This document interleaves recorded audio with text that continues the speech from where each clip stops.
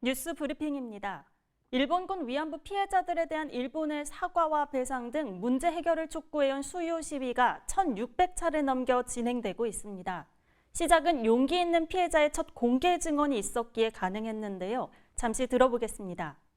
끌려가갖고 무작정 그 어린 것이 당할 거예요. 그걸 강제로 끌고 들어가갖고 자기 욕구만 채우려고 그냥 발가벗겨갖고 자기 마음대로 거식하다가 저러면 내가 못 견디겠으니까 견딜 수가 없으니까 그대로 뛰쳐나올 것 아니에요. 김 할머니의 증언은 교회 여성들이 이어받았습니다.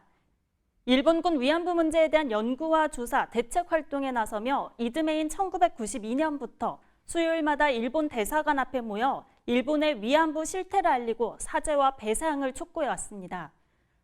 1,600회, 30년이 넘도록 시위가 이어졌다는 건 일본이 역사적 사실을 30년이 넘도록 인정하지 않고 있다는 것과 같은 말입니다. 지난 2015년 일본군 위안부 문제에 대한 한일 합의가 있었지만 국민들이 반발하고 분노한 데에는 일본이 과거 범죄 사실을 인정하지 않은 채 이에 따른 진실된 사과도 없었기 때문입니다. 한일의 역사를 올바르게 직시하지 못하는 건 위안부 문제만이 아닙니다.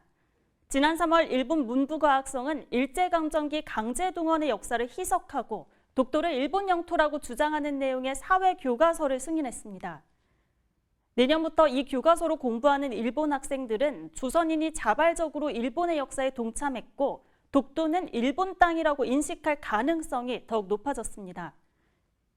일본의 다음 세대가 한일의 역사적 사실을 올바르게 인식하기가 사실상 어려워진 겁니다. 지난 1,600차 수요 시위에는 95살의 피해자 이용수 할머니가 참석해 일본의 진정한 사과를 받고 싶다고 말했습니다.